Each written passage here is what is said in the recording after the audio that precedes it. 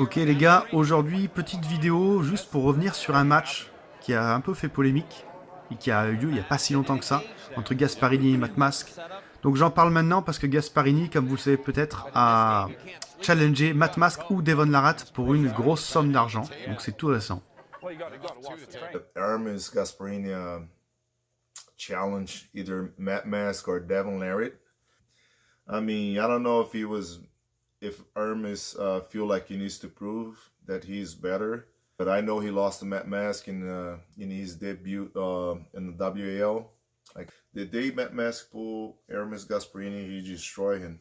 I'm sorry, you can blame the rules or whatever you want to blame, but still an arm wrestling match. Doesn't matter if the elbow pads are bigger or not. It's just, in the end, you have to pin the guy, right? So. Alors justement, au niveau des règles, les elbow pads, là pour le coup on s'en fout, que disent-elles pour le start? Donc ça c'est la liste des fautes, et considéré comme faute lorsqu'après la commande fermez les mains, et avant le go, tous les mouvements de main, ok, de poignet. On peut voir aussi que le match commence au go de l'arbitre, et non pas avant, ce qui est logique même à la wall. Matt Mask was a better man that day. Mask, he lost to Matt Mask. He lost to Matt Mask. He lost to Matt Mask. Maintenant, on va analyser rapidement ensemble les différents rounds. Donc là, on va passer au round 1. On peut voir sur les lèvres de l'arbitre « Close your hand » et le « Go » qui se fait parfaitement, les mains au milieu de la table, les poignets droits. C'est un win pour Gasparini instantanément.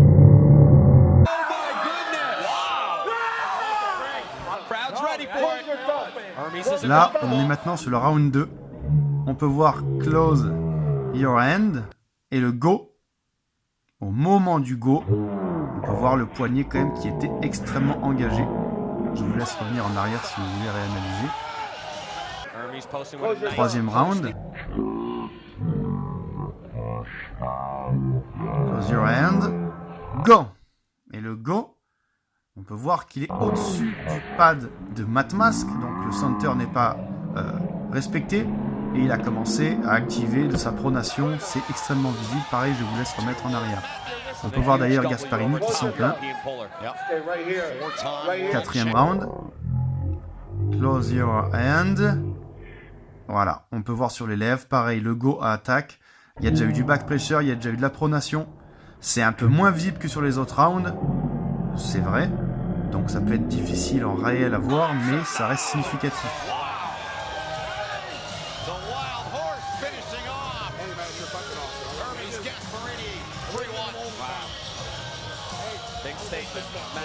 Donc voilà, après moi j'ai juste fait cette vidéo parce que, voilà, je sais pas pour faire des polémiques, quoi que ce soit, c'est juste pour montrer le réel. Moi je peux comprendre que Gasparini, il veuille une revanche, je peux comprendre qu'il se sente un peu volé sur le coup. Et voilà, que tout le monde dise que Matt Mask a exterminé Gasparini, etc.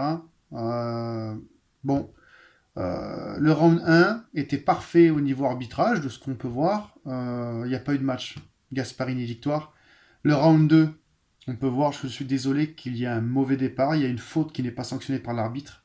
Et round 3, c'est encore plus visible, le match, le go démarre, la main est au-dessus du pad de Matt Mask. Bon, un petit peu moins significatif sur les rounds d'après, le dernier round.